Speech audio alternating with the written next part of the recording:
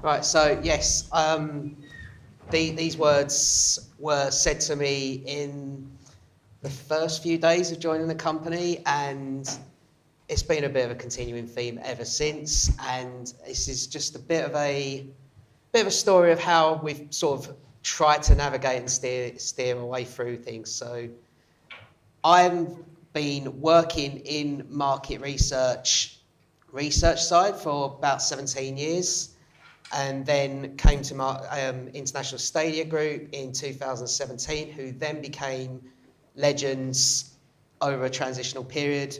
And now I work for the convention, sports and leisure part of the company. Um, so what I've been doing, I've worked on over 50 projects now with the company, so I would hope that I've gained some sort of level of understanding about what needs to go into each project we do and do things the right way. So just to recap, a couple of years ago I presented at the ASC conference, and I just pinpointed two areas of interest to us that were the conjoint and the true interest parts of the survey, which were seen as the main drivers. But what's since happened is we've set this up essentially for four very, very specific parts of the business. We had the client, we had the project team, we'd have lenders who wanted the results to drive what was going to happen with the builds, and the architects who just needed to know what to put in each room. This was a very, very simple thing, and it worked very well for a very niche boutique agency. Then later on, we've kind of looked at things and just decided that every part of what we do needs some degree of overhaul, basically. We don't need revolution, but there needs to be an evolution of what we do. The reason why is we've now gone from working in a townhouse in West London to being part of a multi-billion dollar business with colleagues all over the world servicing different parts of different businesses, from us at the start of the global planning all the way through to just everyday operations on sales and whatever else needs to happen in between. So that's where we were at. So a couple of years ago, that's what we had. Now where we're at is what has been coined as Stadium 3.0. So Stadium 1.0 and Stadium 2.0, for example, we have the Rose Bowl over in California, still there, still going strong, but it's just essentially a big hole with some seats in it. Then we moved on to the Pontiac Silverdome, for example. Now, this is almost sort of what we would see nowadays in a typical European stadium, of covering, seats, boxes, whatever else you'd sort of would imagine you would walk into a stadium and see. As you can see, though, this closed in 2013. So what's happened is America has moved on massively. So you have the likes of Allegiant, SoFi, which are just, hosting Super Bowls, hosting the biggest concerts in the world, and they're able to just turn on sixpence and become whatever venue you want it to be now. And what's happened, this is now sort of flowed into Europe, but where we're at in Europe is these stadiums, which essentially you would say, yeah, they're good venues, but they're relics now. They're actually becoming relics, which sounds quite a big statement to say, but Wembley's had to have a renovation. The Emirates is going through a renovation. Johan Cruyff Arena, which was one of the big first of this sort of regime, they're all going through a process of change. But what's happened is they're kind of finding their ceiling. They can't adapt, and then what you're now finding is that you're having that American influence now coming to Europe. So you've got the Tottenham Hotspur Stadium, which is essentially a one-of-a-kind stadium. There will be nothing like that ever again in this continent. But you've then got the Bernabeu, which has now shown that it's able to host NFL, it's able to host Taylor Swift concerts and annoy everyone in the local neighbourhood. And you've got the new Camp Nou that's going to open, which is just going to knock the socks off of the old building, which it's here now. So this is where essentially if I'm being told on one aspect that this is coming, we need to change our research. We have to change it. So again, so where we're at, the bar is now in America. What America does, we have to follow.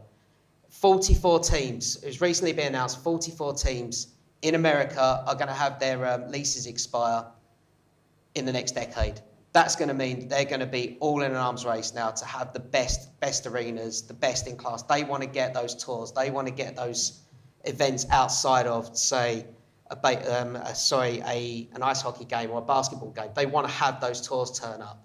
So they want to get that money through the door. They want to have the best in class hospitality. Development costs are going up. So again, we have to show what that return of investment is going to be. So now it's no longer just 19 match days a year and a few conferences and events. These things have to be 24/7, 365 living facilities. So lo and behold, Legends have had a hand in all three of those stadiums, which, you know, we're proud of what we've done with all of them. The Bernabeu's now on returning some fantastic returns on investment. We're now operating that daily. We will be doing a lot more with the Barcelona Stadium once that's open fully. And all of them are now delivering. Tottenham Hotspur Stadium has been deliberately built. If you walk past it at any time of day, you'll see that glass frontage with people wandering around it in the building. So what was the trigger? And one of the things that I looked at was I went back and I used the Wayback Machine. And I just was like, what was our approach? Where were we at? And the thing I saw that stood out to me was that quote that says, "We have the most sophisticated stadium research techniques in the market to enable clients to move from subjective, qualitative input to objective, quantitative output." We still stand by that. We are the best, but our competitors are now starting to catch us. So what we don't want to do is just rest on our laurels. It's had to move forward. So where did this start? So what we've done, again, what I presented 2 years ago works. It's tried and tested. There's a formula. It all works. And that, again, we've always done it this way. That's where it comes in. If you're coming in and saying to someone, we can do this better, people don't believe it. People just say, well, what would be the point in doing it? So we went through a process of looking at our choice-based conjoint and how does that work? Why does that work the way it works? Do we need to change it? And what we did was we worked with our survey supplier at Sawtooth to look at different ways and came up with an adaptive choice-based conjoint model. Change takes time. We're getting there. But we have a plan B now. We have something that's going to push us ahead of our competitors. So again, looking back on what I was just showing earlier, where are the issues? Product show cards. We introduced what that range of hospitality products are to the market. We've gone from a world of boxes and a few seats outside the president's area to premium general admission, different levels of hospitality. Do you want it with food? Do you want it without food? Do you want it with drink? Do you want it with all these different things? Do you want to sit down? Do you want bar stools? All these different things. We've had to increase that range. But there's a risk then that people just forget what they've seen because it's an information overload. And again, one of the key takeouts was that the products that we show may not reflect what current behaviour is. So if I've got a budget of £25,000, why am I seeing a £300,000 box? It's just stupidity. Likewise, the conjoint, as I touched upon. I spoke with stakeholders internally, and one of the things that they came back with was that the conversation is very much, tell me about yourself and let me tailor what we're doing. A choice-based conjoint is good in the sense that it can do that, but what it can't do is make that trade-off of, I'm going to show you on every screen 3 things that are just absolutely of no importance to you, and almost what we're doing is not making that choice fair. Which, you know, as we see here, it's like considered and jointly. I don't believe that's a joint consideration, and it's the case in point. It's just not fair as far as I'm concerned. and things need to be tailored in a way that's sort of far more suited to the person in front of it. It just feels robotic, if that makes sense. So again, we went through, just to go back over what we did, we went through things. We spoke to our sales team, who we're meant to be mimicking a sales process. And when the sales team are coming back and saying, it works, it's good, but it's not quite how we would do it. And again, it's like the word robotic came up a few times. So it's putting the person back into the role and making people feel valued, which then dragged up another sort of question of, are we in the right making a survey longer when people's sort of time and focus is on shorter? But that's where we're sort of on, and again, it's another quest. Is this the right thing? Do we need to look through data? How do we validate this? How do we understand? So again, our true interest section, which is used for shoring up, is it the right thing that we're showing too much basically and still just overloading people? And again, rejectors. It's been noted on many occasions that with a rejector, we're almost just throwing them out the system, because the investors are only interested in money. They're not interested in what drives no money, basically. So we've had to sort of look at that and sympathetically handle people, because football fans are very volatile. If you just sort of throw a few things up and they hate it, they're just going to get angry and take to Twitter and just go mad. Match by match. Again, this was our brief. It was always a case of our brief never actually covers match by match. It's about driving revenue into the stadium. It's about driving what is known, and seasonal money is locked in. Match by match can fluctuate depending on team performance, day of the event, time, weather, all these different things. So we've had to go back and reassess how we look at match by match, because again, now that beforehand Legends ISG were not managing these venues. Now we have people there who are talking about ticketing and how do we squeeze the lemon and how do we get a little bit more money out in the pot. So we've had to go back and look at that.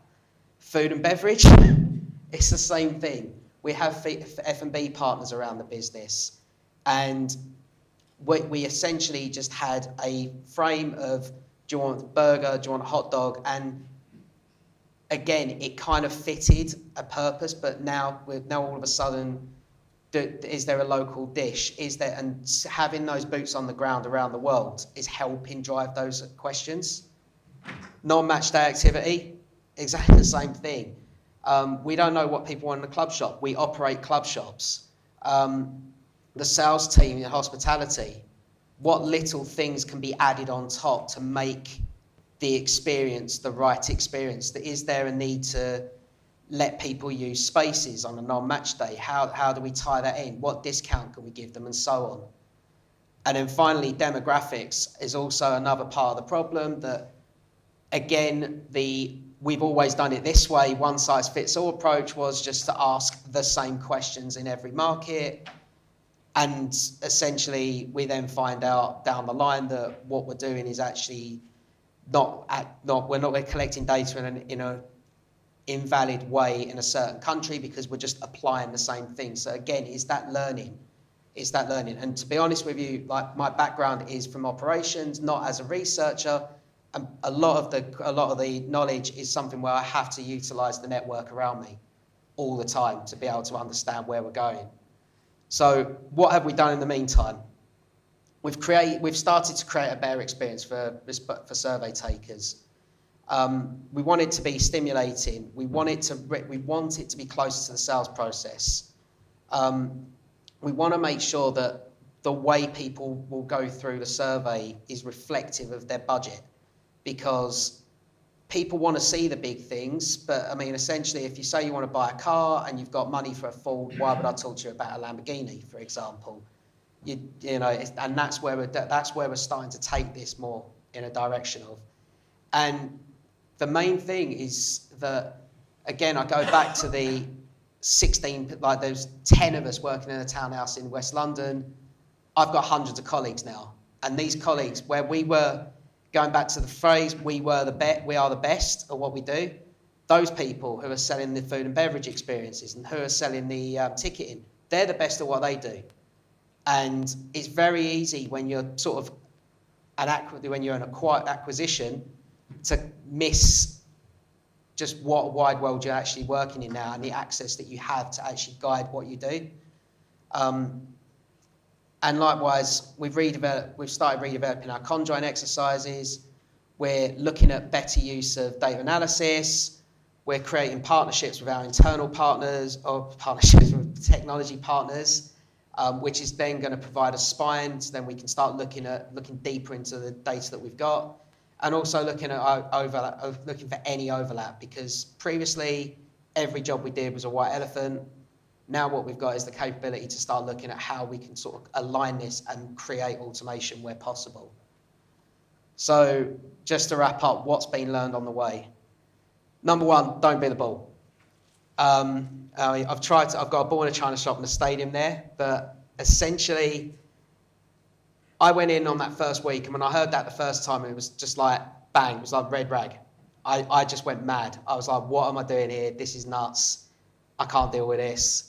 So, it's just, and again, if you're looking at something and you're looking at it and thinking, this is shit, saying to someone, this is shit, isn't going to go down well. That's their pride and joy.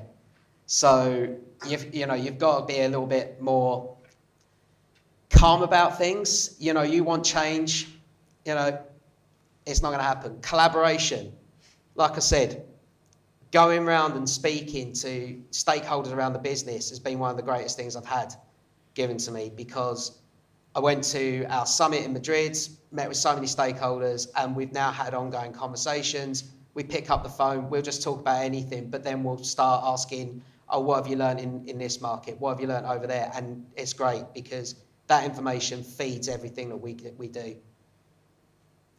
Prepare to plan council.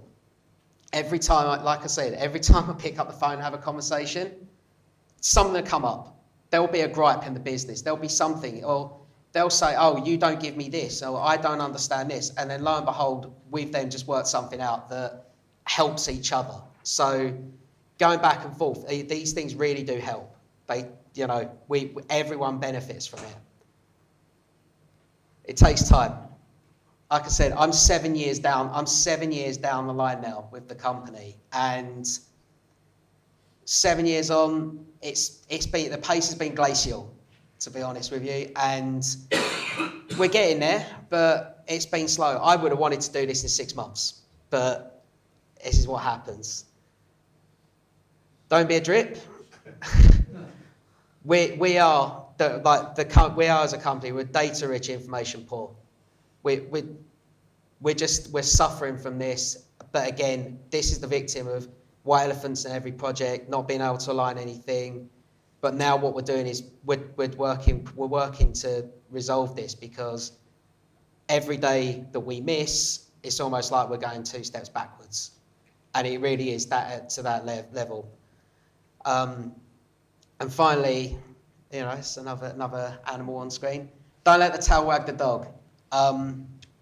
Literally, the company we're a very American-centric company. I'm sorry if there's any Americans out there, but there's a lot of egos out there, and they will shout over you to get what they want. You've got to be firm.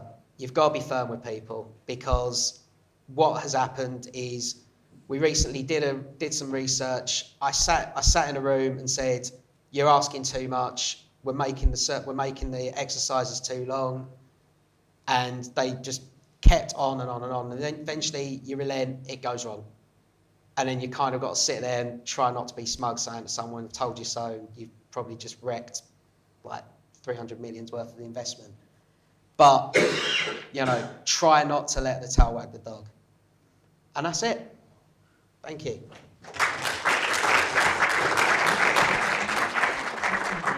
Thank you, Dean. That was great. Any questions in the room? I had a question, if no one's going to put their hand up. You were talking earlier about evolving to mimic the sales process a bit, and we've heard from some other presentations about things like chatbots. I'm curious if you have looked into other types of methodologies and means of data collection to help improve the response you get? The answer would be yes, but again, the issue is about the time part. We as a business, I would admit, are light years behind some research agencies, because we are not a research agency, and the pace of change will scare people. That's what I've found. It's been introduce a little, then let people sit on it, go away, and then let them come back to you and go, oh, I've had this great idea. And then so we're kind of trying to bring these things into the fore. But if we do too much, like, for example, changing from choice-based conjoint to adaptive choice-based conjoint is a conversation should just be, yeah, do it. But it's taken the best part of a year to get over that hump. And only now people are starting to see the benefit of it. But there's so much sort of hesitation in the room that if I said, let's go adaptive choice-based conjoint, let's have some chat bots, they'd blow their minds. And it's not a slur against them, it's because you don't know what you don't know. And essentially, in a small team trying to affect change, it's a tricky task, but it's keeping people informed, and like I said, just let them have the idea and then come back to you and go, oh, I've seen this great thing, why are we not doing it? Bang, right, let's go for it. That makes a lot of sense, and it's great that you're thinking about that change management aspect, because you're right, pushing new technology down people's throats will often have a reverse consequence and will not get you there in the long run. Any questions? Yeah? Wait, just a non-research question. You mentioned the Tottenham Hotspur. We've got Spain to the moment. I'll just say all that again then. You mentioned the Tottenham Hotspur Stadium was one of a kind that will never be built again. Why is that? When Dan Levy walks into a room and says, I don't like that wall, knock it down, money's no object, that's your reason. Right.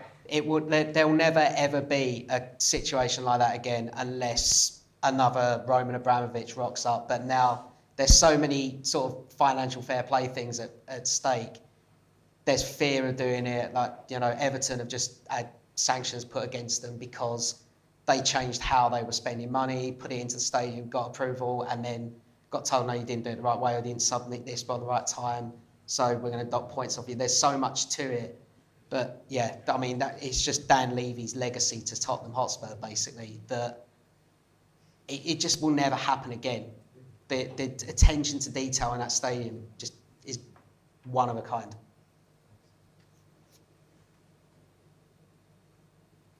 Anyone else?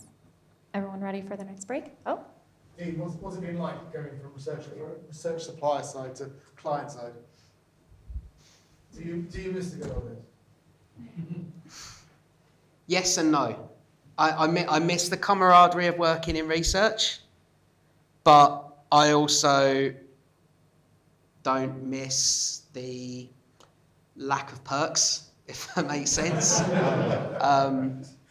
I think that's the big one. It's kind of, it's a bit of a which one do you want? I mean, I think Ben Page put it pretty well once at one of our end of year events when he just said, if you want the money, go up the road. If you want the experience, stay here. And I think it's one of the most truest things. And I'd like to think that just sort of having a place outside that world and trying to disrupt it a little bit is quite a nice thing to get out of bed, and especially it's aligning to things that I love doing. So that would be my answer. Any others? I think you chose the ultimate spot for perks as far as going client side. I think you made a great choice there. Okay, well, if there's no other questions, we now have a break until 3:30. So please come back into this room then.